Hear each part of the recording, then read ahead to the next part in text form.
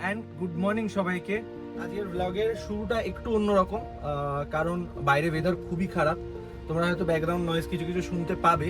আমি জানি ব্লগ আসতে অনেকটাই সময় লেগে গেল, তার কিছু অজুহাত দেব না আমি, কিন্তু কিছু কিছু কারণ ছিল। আমি মাঝখানের একটা মাস একটু কিছু পার্সোনাল রিজনের জন্য একটু ব্যস্ত ছিলাম। 3-4 দিন আগেও আমি ভেবেছিলাম যে আমি শ্যুট করে কমপ্লিট করার চেষ্টা করব, কিন্তু যখন আমি ভিডিওটা এখন শ্যুট করছি, আজকের ডেট হচ্ছে 18ই আগস্ট। আরজি করে রিসেন্ট ইনসিডেন্টটার কারণে শ্যুট করার ইচ্ছেটা সত্যিই নেই।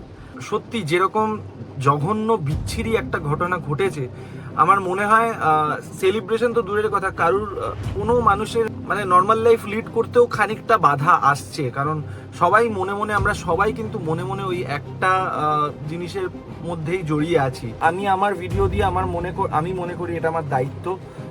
আমরা সত্যি বিচার চাই, আমরা সত্যি জাস্টিস চাই, এবং গোটা পৃথিবী চায় যে যারা অন্যায় করেছে, যারা এই কাজটা করেছে, যারা এই মানে জঘন্য কাজটা করেছে, তাদের এমন শাস্তি হোক।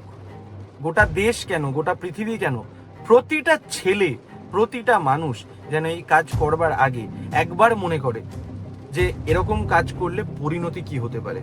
এরকম একটা দৃষ্টান্তমূলক শাস্তি হওয়াটাই দরকার, কারণ যে রেটে আমাদের দেশে রেপের সংখ্যা বেড়ে চলেছে, এরকম দৃষ্টান্তমূলক শাস্তি না দিলে সেগুলোকে থামানো বা কমিয়ে আনা, থামানো তো পসিবল না, বাট কমিয়ে আনাটা পসিবল। এক কথায় বলছি, আমরা শাস্তি চাই। যে না, কিন্তু যারা অপরাধ করেছে এবং যারা এই বিষয়টা জড়িয়ে আছে, সববার শাস্তি চাই, সববার। চলো আজকের ব্লগটা শুরু করা যাক। Welcome back to Motolens with RC. তো আজকের ব্লগের টাইটেল থাম্বনেল দেখে তোমরা অলরেডি বুঝে গেছো আজকের ব্লগটা কি নিয়ে হতে চলেছে।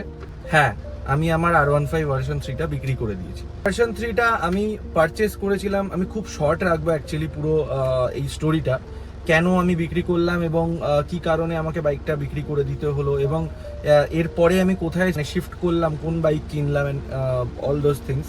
তোমরা যারা আমাকে ইনস্টাগ্রামে ফলো করো তারা অলরেডি জানো আমি কি বাইক পারচেস করেছি। যদি না করে থাকো, ইনস্টাগ্রামের লিঙ্কটা ডেসক্রিপশানে থাকবে, তোমরা একবার গিয়ে চেক করতে পারো, আমার সাথে কানেক্ট করতে পারো যদি তোমাদের কোনো ডাউট থাকে বা যদি তোমাদের পার্সোনালি কিছু বলার থাকে। তো R15 ভার্সন 3 বিক্রি করে দেওয়ার কারণ এবং কেন অন্য সেগমেন্টে সুইচ করা, এই বিষয়টা নিয়েই আজকের ভিডিও। এই বাইকটা ভার্সন 3টা আমি পারচেস করেছিলাম জানুয়ারি মাসের 23rd, মানে 23rd জানুয়ারি এই বছরের 2024। তো কেন এত শর্ট স্প্যান অফ টাইমের মধ্যে আমি বিক্রি করে দিলাম, তার কিছু কিছু কারণ রয়েছে। কারণ আমি যখন বাইকটা কিনেছিলাম তখন পারপাসটা একটু আলাদা ছিল, কিন্তু এখন একটু পারপাসটা চেঞ্জ হয়েছে। সেই কারণে কিছু ডিসঅ্যাডভান্টেজেস সেই পারপাসটার কারণে তৈরি হয়েছে, কিছু নেগেটিভ সেই পারপাসটার কারণে তৈরি হয়েছে। তো পারপাসটা চেঞ্জ হওয়ার কারণে যে ডিফারেন্সগুলো, যে ডিসঅ্যাডভান্টেজগুলো তৈরি হয়েছে, সেগুলো কখনোই বাইকটার ডিসঅ্যাডভান্টেজ নয়। তো আগের ভিডিওটাতে আমি অলরেডি বলেছি যে আমি অ্যাডভেঞ্চারাস বাঙালি গ্রুপের সাথে একটা মন্দারমণি রাইডে গিয়েছিলাম, যেটা আমার ওদের সাথে ফার্স্ট রাইড ছিল। তো ছোটোখাটোই রাইড ছিল, খুব বড় রাইড ছিল না, বাট স্টিল ওখানে গিয়ে আমাকে বেশ মানে বাধার সম্মুখীন হতে হয়েছে রিগার্ডিং টু, মানে রিলেটেড টু বাইকের পার্সপেক্টিভ থেকে। তো ফার্স্ট প্রবলেম যেটা আমার হয়েছিল, সেটা সবাই জানে, R15 এর যেটা মেজর অ্যান্ড সবচেয়ে বড় ইস্যু, সেটা হচ্ছে সিটিং পশ্চার। যখন আমি মন্দারমণি গিয়েছি বাইকটা চালিয়ে, মানে যথেষ্ট বডি পেন হয়েছে, সেটা যাই হোক, সেটা একটা অ্যাডজাস্ট করে নেওয়া যেতে পারে। কিন্তু আরও একটা বড় বিষয়, সেটা হলো গিয়ে আপকামিং কিছু রাইডসের জন্য আমাদের কিছু কিছু প্ল্যান অলরেডি চলছে। নেক্সট যে ইস্যুটা আমার মনে হলো যে ইস্যুটা আমি ফেস করতে পারি ইন ফিউচার, সেইটা হচ্ছে গিয়ে লাগেজ ক্যারি করা।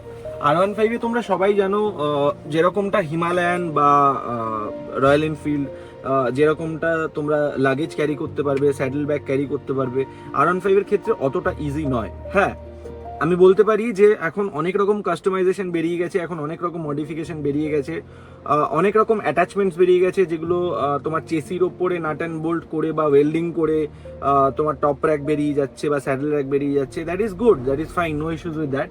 বাট কোথাও না কোথাও গিয়ে আমার মনে হয়, এটা প্র্যাকটিক্যালি আমার সবসময় মনে হয় যে চেসিসের উপর মডিফিকেশন করাটা আর কিছুই না, সেটা জাস্ট একটা চেসিসে অ্যাডিশনাল প্রেশার অ্যাড করা। এটা আমার পার্সোনাল ওপিনিয়ন। তোমাদের যদি ভিন্ন কিছু ওপিনিয়ন হয়, তোমরা প্লিজ কমেন্ট বক্সে একবার জানিও। সেই কারণে আমি ওটা অতটাও প্রেফার করিনি।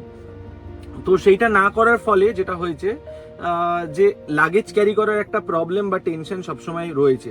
এরকমটা একেবারেই নয় যে ডিসঅ্যাডভান্টেজেস গুলোই কিছু ভালো কিছু ছিল না, অবভিয়াসলি সেটা একেবারেই নয়।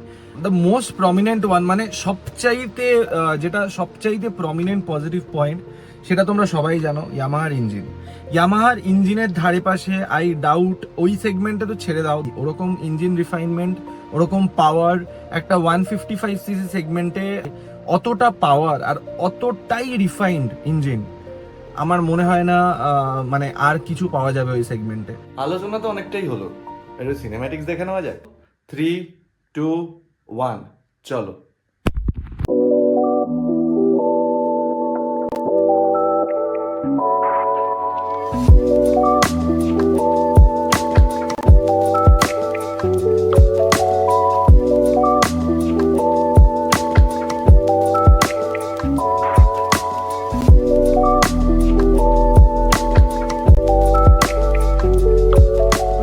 বলে রাইডের আগে খরচাপাতি না করতে, বড়সড় খরচাপাতি না করতে, তো সেটা মাথায় রাখা সত্ত্বেও আমি এই সামনে আমাদের একটা রাইড আছে আগামী 24 তারিখ, সেইটাকে কেন্দ্র করে আমি কিছু কিছু জিনিস কিনে ফেলেছি। তো আমার ফার্স্ট পারচেজটা তোমরা অলরেডি দেখতে পাচ্ছ, এইটা হচ্ছে রাইনক্স টর্নেডো প্রো। এই রাইডিং জ্যাকেটটা আমি কিনেছি। আর আমি কিনেছি হচ্ছে আমার গোপ্রোর মাইক অ্যাডাপ্টারটা। তো এই দুটো জিনিস আমি পারচেস করেছি আমাদের আগামী রাইডের জন্য। যদিও এটা উচিত নয় করা, যে কোনো রাইডের জন্য আমি এটা ফলো করি, বাট স্টিল এই দুটো জিনিস আমার বড্ড দরকার ছিল। কারণ এর আগের ব্লগটায় তোমরা অলরেডি দেখেছো যে আমার অডিও নিয়ে একটু ইস্যু হয়েছিল, তার কারণ আমি অডিওটা রেকর্ড করেছিলাম সেপারেটলি আলাদা একটা ফোনে, আর সেটাকে এডিট করার সময় মার্জ করে সিঙ্ক করে ওটা করতে গিয়ে একটু মানে একটু 19-20 হয়ে গিয়েছিল আর কি। 24 তারিখ আমাদের বেরোনো রয়েছে adventurous Bangali Kolkata to Ranchi monsoon motor ride, যেটা আমাদের 24 তারিখ আমরা পৌঁছবো রাঁচি, 24 তারিখ আমরা স্টে করব, 25 তারিখও আমরা রাঁচি স্টে করব, 26 তারিখ আমরা ফিরছি ঘাটশিলা এবং 27 তারিখ ঘাটশিলা থেকে কলকাতা। তো এই রয়েছে প্ল্যান।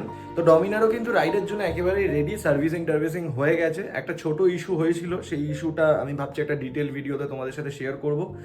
সেই ইস্যুটা আমি সলভ করে ফেলেছি, বাট স্টিল সেই ইস্যুটা আমার মনে হয় তোমাদের সাথে শেয়ার করা উচিত। যাদের যাদের ডমিনার আছে তাদের নাকি 90% এই ইস্যুটা হয়, তো সেটা আমি খুঁজে খুঁজে নিজে সলভ করেছি। তো সেটা ডিটেল ভিডিও একটা আলাদা ভিডিও বানালে বেটার হবে, বুঝতেও তোমাদেরও বুঝতে সুবিধা হবে, আমারও বোঝাতে সুবিধা হবে। আপাতত বাইক পুরোপুরি রেডি রাইডের জন্য, 24 তারিখ আমরা বেরোচ্ছি। এই ভিডিওটা একটা ছোট ইনফরমেটিভ ভিডিও ছিল, যে নতুন বাইক কিনেছি সেইটার একটা ভিডিও ছিল। মোটামুটি লাগতে পারে বা ভালো লাগতে পারে, একটু জানিও কমেন্টে তোমাদের কেমন লাগলো এই ব্লগটা। আর যদি তোমাদের চেনা কারো ডমিনার থেকে থাকে বা কারো ডমিনার কেনার প্ল্যান হয়ে থাকে, তাদের সাথে অবভিয়াসলি শেয়ার করে দিও একটু ভিডিওটা। আশা করছি এর পরের ব্লগটা হতে চলেছে কলকাতা টু রাঁচি এপিসোড 1, মানে যেরকমটা আমি প্ল্যান করে রেখেছি।